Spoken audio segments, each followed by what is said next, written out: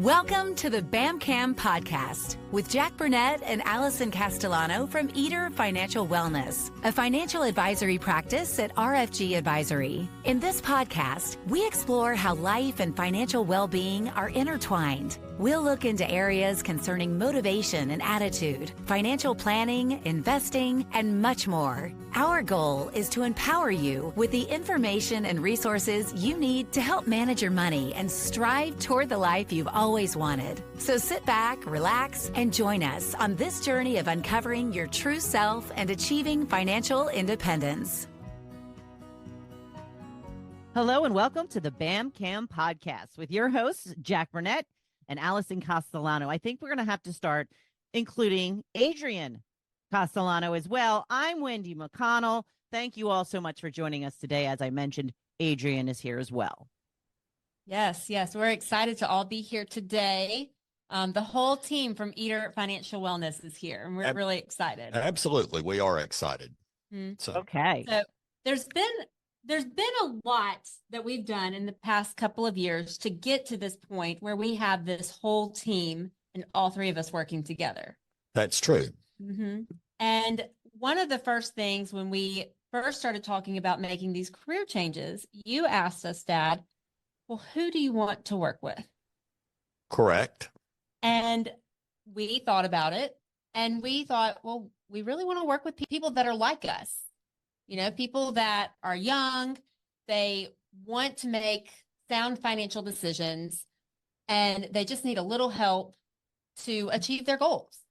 But people who really don't have a lot, but want to get to that point, and they're working and saving to build wealth for themselves and their families. So you're on a journey.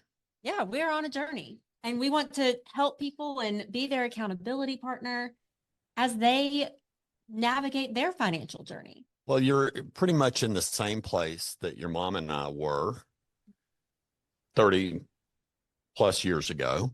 We started modestly and tried to make good decisions along the way. And we've made more good than bad, sometimes just by sheer luck. But you end up one day with a little bit of wealth and with, you know, kind of a history and things that you've built along the way. And it's important to have a journey, to have a game plan along the way. And so anyway, that's who you want to work with. So not people that have a lot of money to invest at this stage of life. Yeah. You know, one thing that you've always said is live like no one else so that you can live like no one else. I've heard you say that my whole childhood growing up, and you and Mom were really disciplined in your financial lives. And like you said, sometimes it was by sheer luck that y'all made some good decisions. Right. But there was a lot of discipline there too. And, you know, Adrian and I have worked really hard to be disciplined in our financial journey. And we want to work with people who also want to do the work, because it's not easy sometimes. I'm reminded of that when I scroll social media. And I talked about that on our money date. We talked about, I need to take a step back from social media sometimes because I feel like scrolling, I just start to feel behind financially. It's so easy to compare your life to somebody else's, but really all you're seeing is their highlight reel. Yeah. Right. Yeah. Well, you know, nobody goes on to social media and says, oh, I'm so worried because I have 3 credit cards that are maxed out. Exactly. and I'm having a hard time making the payments on all of those. But somehow I'm driving a car that has a payment that is more than I can afford and that sort of thing. That's not the kind of social media posts you ever see. No. And so I know that social media is not real, but it was funny. This past Monday, I saw an article in the Wall Street Journal talking exactly how I'm feeling about this. Yeah. So this article highlighted a survey from Edelman Financial Engines.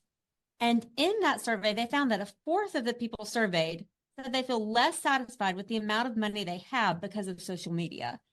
And I talked about that on our money day. I feel like I see all these families like ours taking their children to Disney and doing these things and buying their children these clothes and just all of these things. And I'm like, how are people doing it?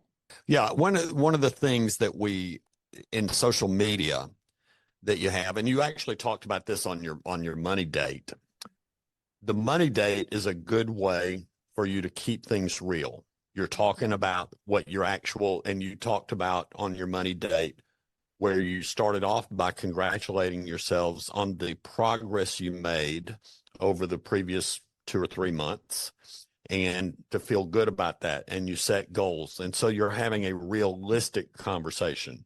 Social media post and looking at that, and it's, you have all these influencers out there, but then you just have other people that are only telling you the good side of their lives. And we're happy for people to have positive aspects to their lives, and I do the same thing, because we post a lot about our travels that are some of which are really, really nice. And we're very fortunate to be able to do that, and that we can afford to do that. But we set ourselves up, and we've talked about this on a previous podcast. Barbara and I set ourselves up to be able to do this travel by the journey we've been on for the last 40 years of our marriage, and the discipline that we put into it along that way. Yeah, it was that live like no one else so that you can live like no one else. But we still did, like on our previous episode, or actually it's 2 episodes ago, that we broadcast from our vacation at Deer Valley, which is, we talked about the ski vacations we took when you were a little girl. And so we didn't deprive ourselves of life and good experiences. We still had balance in our life from that aspect. And so we're still trying to focus on all aspects of wellness, not only financial wellness, but we want to look at emotional wellness and spiritual wellness and physical wellness. And we've talked about that with our weight loss episode and our physical fitness episode recently. It's all tied in together. And what we want to be able to do is help you to formulate a game plan for all aspects of your wellness and be your accountability partner. So that's the whole purpose of why we set up Iter Financial Wellness. And Iter, remind everyone, Alison, is the Latin word for journey or pathway. So everyone's on a financial journey. Correct. Which is why you'll see the mountain logo correct on our webpage. So it is that journey and that climb to the ascent of wellness that we want to help you on. So that's the whole purpose. But that was a good article that was in Monday's Wall Street Journal this week. And it was somewhat timely that it popped in as we were planning this episode, and you're talking about, the pressure that social media creates. And it just reminded you that, this idea of keeping up with the Joneses really doesn't have to be something that's burdensome for you. No. So going back to when we were starting to strategize about both of you joining my financial advisory practice, we talked about how I built my practice over the years of working with people that already had investments to manage. And you said that you wanted to work with people that don't have a lot of investments to manage. So I said, okay, well, we need to study this a little bit. And one of the things that we found was a study that was done recently in the last year or two from Fidelity. And they studied all the various generations and how they feel about their financial lives. So they looked at the greatest generation, which is to refresh people's memory, that's the World War II generation. That's my parents' generation, or part of the greatest generation. Then we looked at baby boomers. That's correct, baby boomers, which is my generation. And then they started looking at Gen X. Which is in between us. Correct. And then Gen Y, and then Gen Z. Yeah. And what they found in this study, the bottom line is that younger generations want financial advice. They want guidance. They actually crave that. We recently had a client a new client that we brought on board, and in talking with him, I said, "What is your fear?" And he said, making wrong decisions is his biggest fear. So it's not really something tangible, is that he just wants to get it right. Yeah. And that's, it's not a black and white world. It's trying to make more good decisions than bad. And nobody is perfect with that process. But he exemplified the feeling of that generation, and he wants advice, and he wants guidance, and he wants hand-holding along the way, which is why he's hired us. Yeah. So really the study also highlighted that Gen Y and Gen Z investors are really looking for a partner, an accountability partner, a behavioral coach kind of hand-holding approach. Something that's more hands-on, more frequent check-ins. That's what they're really looking for. And, that's what we crave when we're, kind of navigating our financial journey too. Even before we started this career change, we were talking with you a lot, Dad, trying to make good, sound decisions. Right. Probably more frequently than some of your clients. Yeah, well, that's true. And frankly, you're getting married to Adrian was one of the best things that you could have done, because I was not doing very well in having you be more disciplined when you were single. No, I think marriage for me was a real eye opener. I wanted to be a good partner, and we set goals early on in our relationship and early on in our marriage. And we knew that the best thing we could do for ourselves was to work towards those goals together. It's a lot harder to make those frivolous purchases when you have someone else living in the house with you. Yes, it is. Yes, it is. So anyway, but that was a good thing. So we decided in this strategic planning of you're joining my financial advisory practice, we decided that we wanted to find a way to be able to work with young people on this journey and to do that. So we rebranded our practice with Iter Financial Wellness to focus less on the investment side of the spectrum and more on the financial advisory side, the hand-holding side. And we then launched a financial advice subscription model. Yeah, it's like Netflix. Yeah, Gen Y and Gen Z, we are so familiar with subscriptions. Even our baby monitor is a subscription that we have to pay for. Really? Yeah. Wow. It's a yearly subscription, but it's so worth it. But this is another one that would also be so worth it. There's a lot of subscriptions out there that are not worth it, but this one we really think is. And we have this opportunity to serve young people who really want to achieve their goals and improve their lives and are willing to do the work to make that happen. Well, our gym membership is a subscription, essentially. That's true too. Yeah. So a lot of things in life are that way, and our program starts at substantially less than a gym membership. So that's a nice thing, but it could be as impactful or more impactful actually to your well-being and your wellness in general from that perspective. Yeah.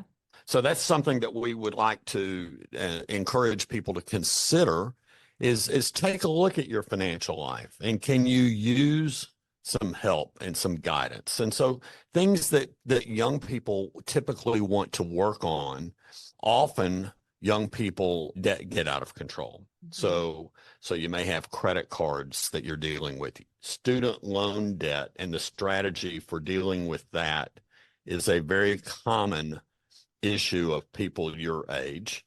And so both of y'all had student loan debt, and y'all have paid it off.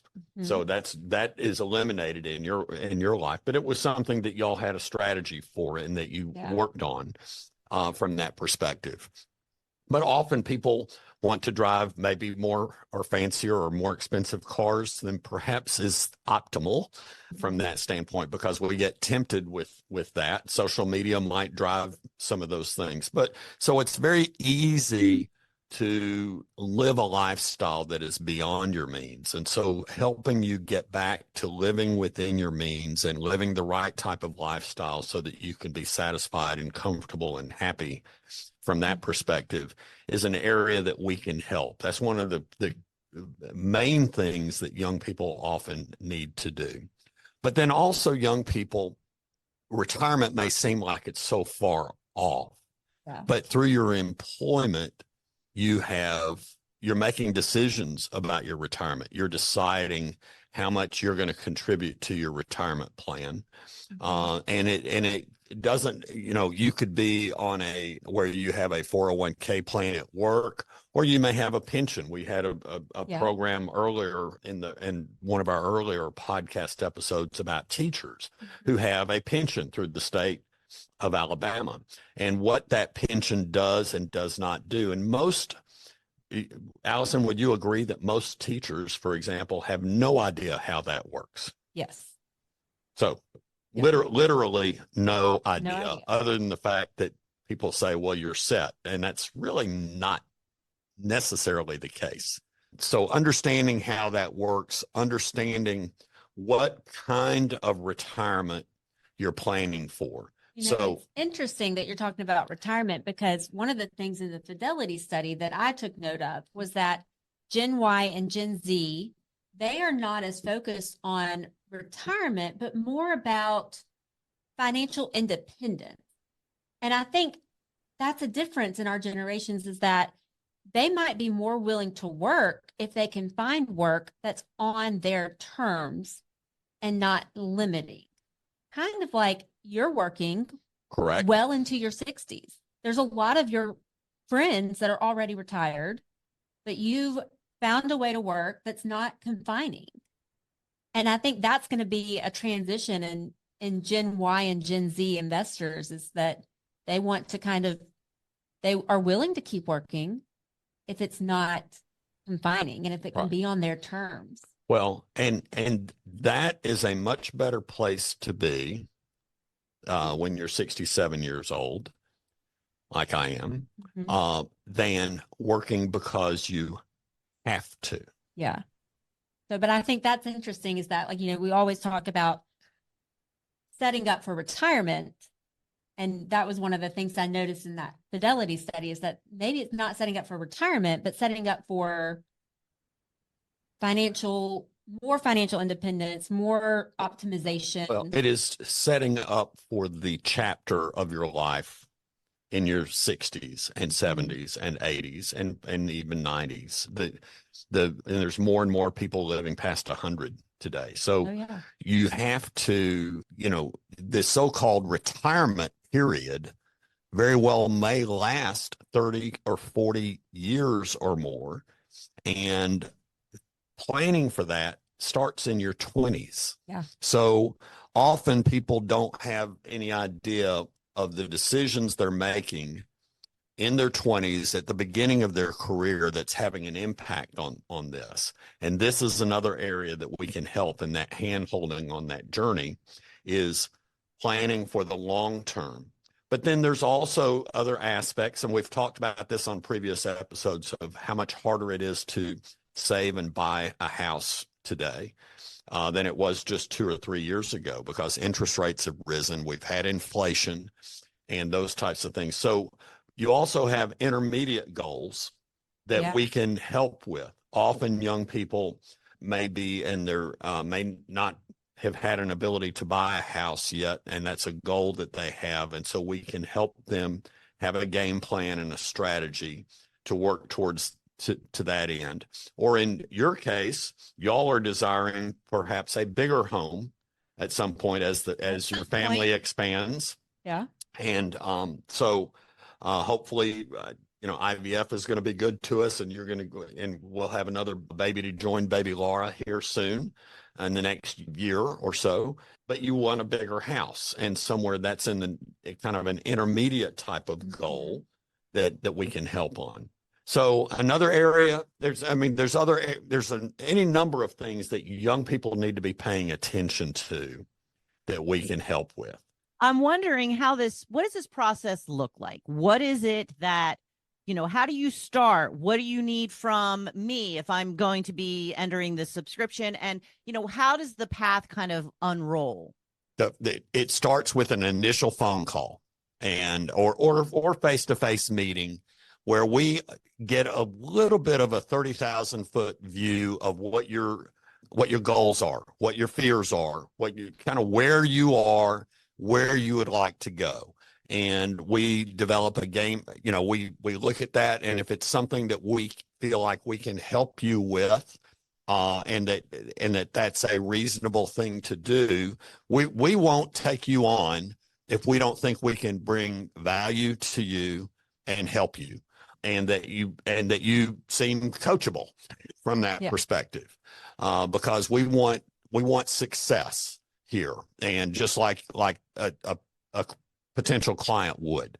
So it starts with just that initial discussion, and then we present it. And in most cases, unless it's requiring a great deal of intensive work on the front end, in most cases, we would bring you on at a $99 a month subscription. And we would formulate a game plan, and you would be touched. We would have meetings. Initially, we may have meetings as frequently as every other week for a few weeks to kind of get started. But mostly after that will be once a month, where we're touching base to see where we are, how the progress is moving along, and refining goals and things of that nature. But that would be how we start. It's just a simple phone call with no obligation. And then if that's the case, then we get enrolled through either a checking account debit or credit card enrollment, and a financial planning agreement that is signed. We do have compliance rules that we have to follow and stay within. And then we're off to the races and starting to help your life get better. Do you happen to have any strategic tips for how to kind of start with the discipline? Like Alison had mentioned earlier that she wasn't that great at it when she was single, but being part of a couple helped her, rein in some maybe bad habits, started to be more disciplined. What are some real strategies that people can take to start that path? I think it starts with an accountability partner. That partner does not have to be the financial advisor. In my case, it was my husband. And team. Yeah.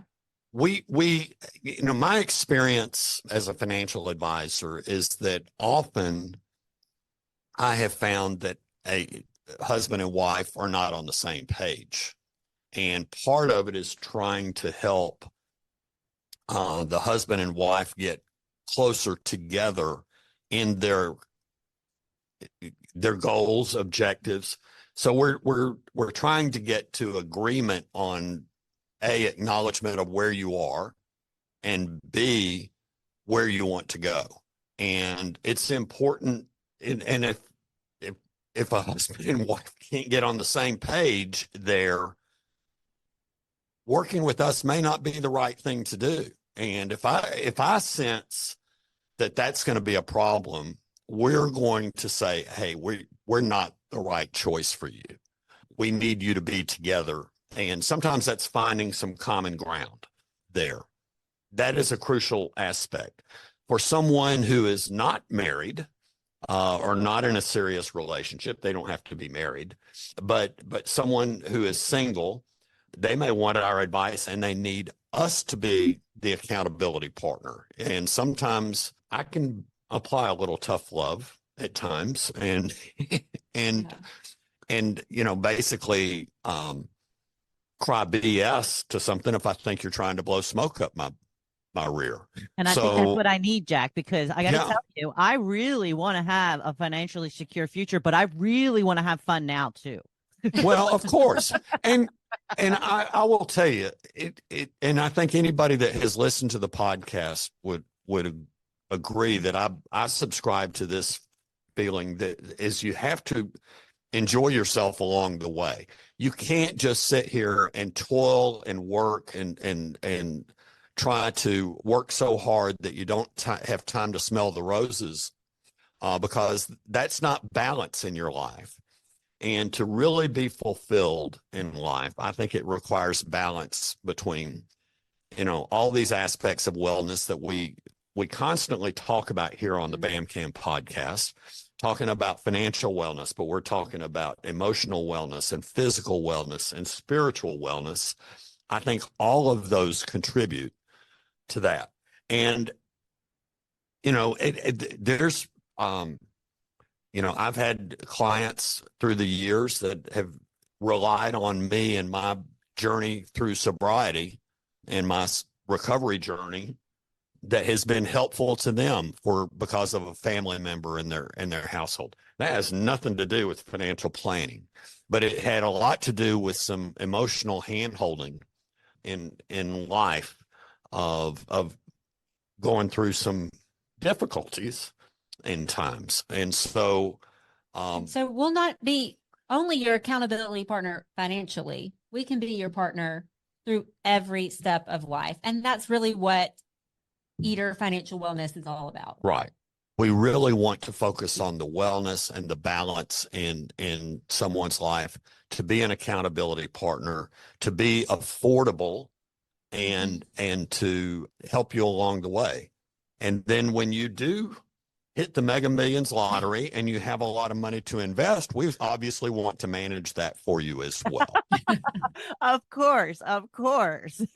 Yes. Yeah. So what it's all about is essentially we wanted to create an affordable way for people, young people who don't have a lot of investments to manage, to be able to access professional advice and through our team, and to bring this to the masses in a way that very few, you can Google subscription financial advice model out there, and you'll find other practices around the country that are doing this, but it is not a common practice to be able to offer financial advice in this manner.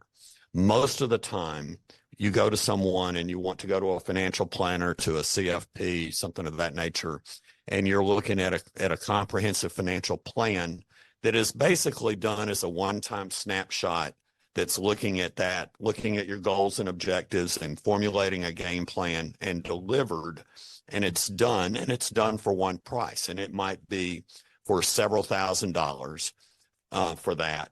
And it's somewhat obsolete immediately once it's delivered, as opposed to an ongoing process. So I like this idea and this concept of delivering it in this way and holding people's hands. Life will get in the way, and we will have to readjust our goals and do that. And so an ongoing process makes that a very viable avenue. Yeah. We're really excited about it. It's financial advice for every step of life. Well, yeah. I'm going to go ahead and ask Adrian to give us all of the ways that we can get in touch with you if we're interested in learning more about this monthly subscription, because I've not heard enough from Adrian today. You can reach out to us. You can email myself, Adrian, at iterfw.com, or Alison at iterfw.com, or Jack at iterfw.com.